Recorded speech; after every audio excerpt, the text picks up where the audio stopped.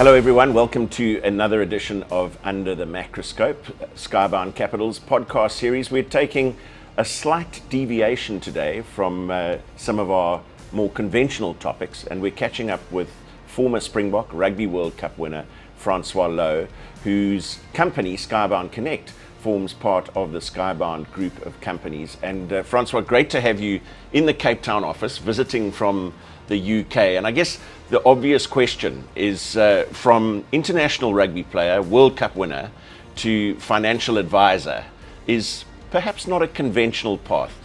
Why the interest in financial planning when you retired from rugby? No, thanks, Matt. Always good to be back down in Cape Town with you guys and be in the Skybound Capital head office.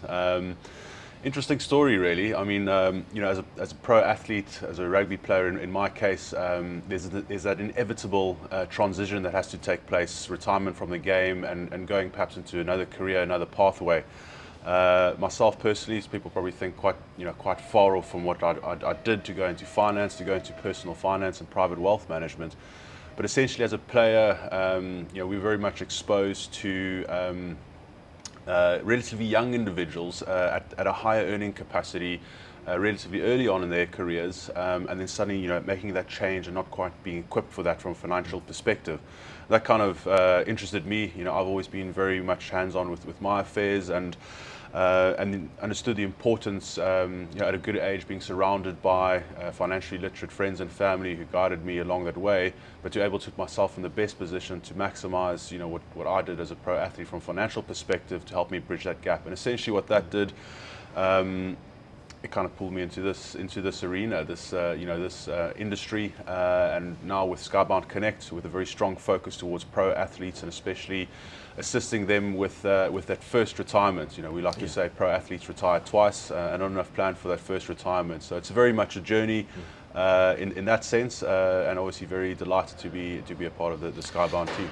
And you've made this transition as seamless as you possibly can, but behind the scenes, this took an enormous amount of hard work, an apprenticeship of sorts, understanding that you needed to go through a whole lot of hoops that you hadn't even considered in order to become an authorized financial planner. How did that impact your career as a professional athlete and the time that you had to spend away from the field once you decided this is what you wanted to do in order to make that transition? Yeah, I think what's an important aspect to consider is not only athletes but anyone really, is to have that sort of outlook to continuously upskill yourself. I don't think we can ever become static. Yeah. I think once we become static, there's a lot of danger that can follow on from there, whatever you decide to do in life. But as a player, I was very much still behind the books throughout my career, which was challenging at times. Not a lot of golf on off days, right? Not a lot of golf. I'm a big golfer now, but not very good, but a big golfer. But look, trying to apply yourself where you can. If you do apply your mind to something, you can pretty much achieve almost anything, really. But trying to hone that into something specific. I did my qualifications whilst playing to ensure that transition would be as smooth as possible. But even coming out on the other side, past my career, there's still a lot of work to be done. It's continuous development in that sense, and trying to build not only myself but the business up to a point where it's fully regulated and authorized, as you've just mentioned, but also in a position to effectively execute on our proposition. And our paths crossed a lot during your playing days, and you always used to love to talk about the tiny margins in professional sport, that extra 1 or 2% that can make a difference. Do you see the same in preparing for a career beyond rugby, that you've got to have that discipline, that attention to detail in order to succeed in this industry? Absolutely. I think it's without trying to sound cliche, it's sort of what you put in and you're going to get out, and applying yourself, refining your inputs to make sure that the outcomes are most successful, or giving yourself the best possible chance to reach a good outcome is vitally important. Really deciding in that respect that in my case, going down a very specific route, professional route, trying to hone my skills in on that, continuously developing myself, as I mentioned, but also learning along the way, non-stop, and to try and put yourself in the best position to be able to grasp of an opportunity when it comes there. And obviously a lot of that can be related back to sport and with rugby, which I played, of course, putting yourself in the best position to to score that try, really. Not that I scored too many. Or make the turnover. Yeah. You mentioned earlier in the chat, you're dealing a lot in professional sport with younger people who are earning relatively a lot of money, and depending on the sport, huge sums of money. If we look at the Premier League in football as an example, and then having to come to terms with, post their chosen professional sport, when age or injury catches up with them, having to come to terms with a step down financially. I'm interested in the mental side of that, and how much of a toll that takes, and therefore how important it is to have a plan in place when that eventually happens. Yeah, I think it very much comes around to having perspective when it comes to finances. We've got a few principles we like to put in place, especially with our younger clients and the athletes. Very much living within your means and not to your means, being aware of lifestyle creep and not just sort of chasing bigger bits here and there. Essentially what you're talking about in terms of potentially the anxiety that comes around retiring, financial anxiety, what's next. That anxiety is only there if you don't have a plan in place. So we very much try and be very strict in terms of putting quite a hard and fast plan in place for our young guys and girls, to make sure that they are in the best position to transition, whether that's going to be 3 months, 12 months, 18 months, 2 years before they find themselves into a new career, a new job, that gives them that opportunity to live a lifestyle that they that they want. But it is about having that perspective, and we try very much to give our clients that perspective. It's very much a journey that we walk alongside them. It's not sort of a once-off, it's a continuous strategy that evolves and changes. Generally the guys are young.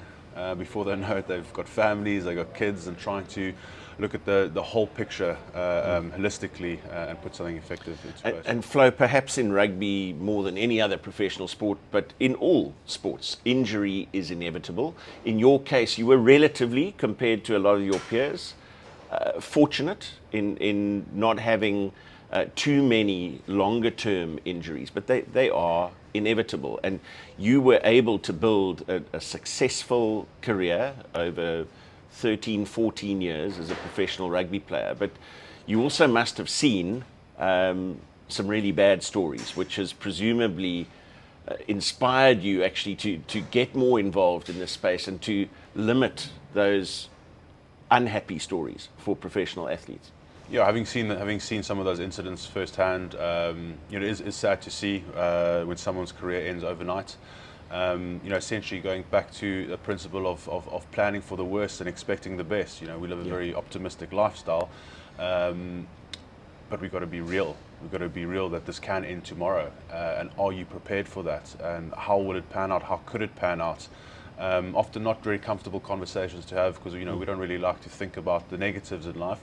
But it's our job to give that perspective, to put something in place that hopefully can assist someone, if the wheels do come off, that they will be all right, that we'll be able to come out the other side in a positive way, or at least give them time to try and find their feet once again. And that must be one of the huge challenges of getting involved in this space, and that to be a successful sports person, you have to have an unashamedly positive mindset, and you've got to try and put negativity out of your mind, but yet you're asking people to plan actually for a worst case scenario. It's tricky.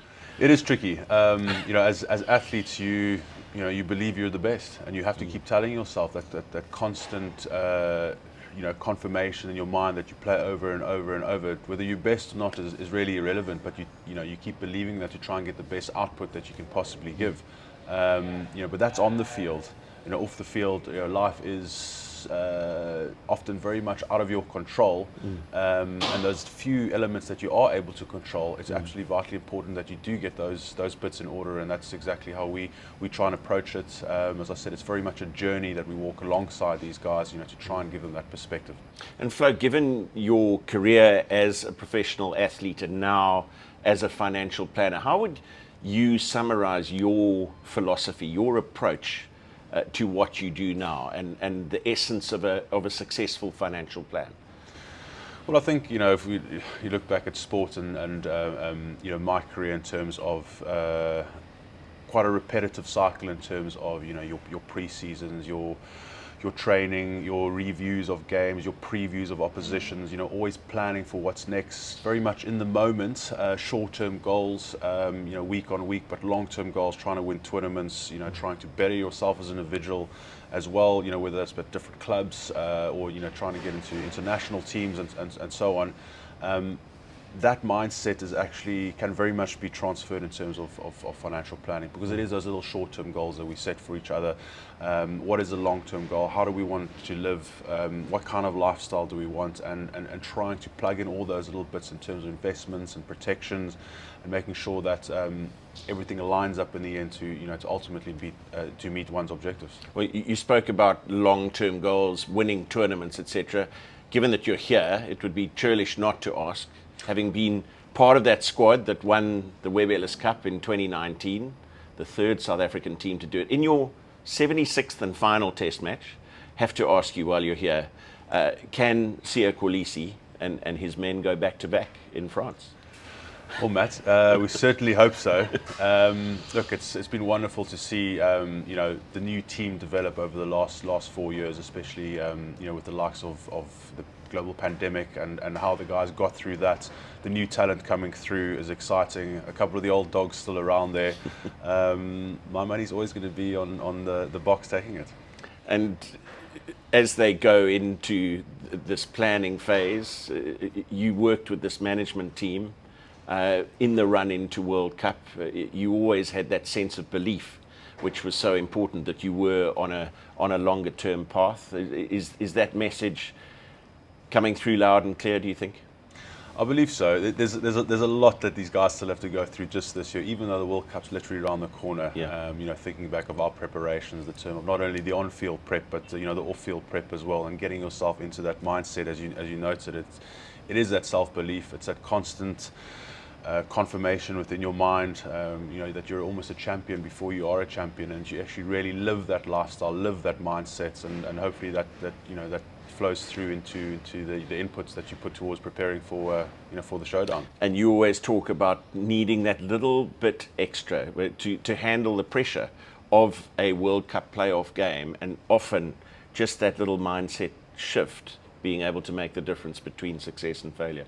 Exactly, very much a mental game as well at some points, and hence just playing those positive pictures over and over in your mind, preparing for those playoff games, because that's when it gets really interesting. You got one chance, one go. The last thing you want is to be physically prepared, to be strategically prepared, but you're just a little bit off from that mindset. So I'm very sure the guys will keep building that belief and hopefully carry that all the way through.